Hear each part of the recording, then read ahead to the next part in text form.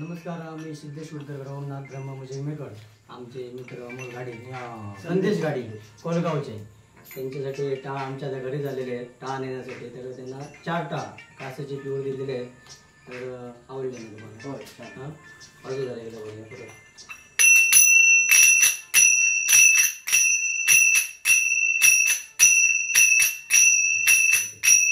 असे टाळ तुम्हाला पाहिजे असतील आमच्या घरीच या. माणगावमध्ये दुकानामध्ये जायला वेळच नाही, त्यामुळे टाळ नेण्यासाठी घरी या.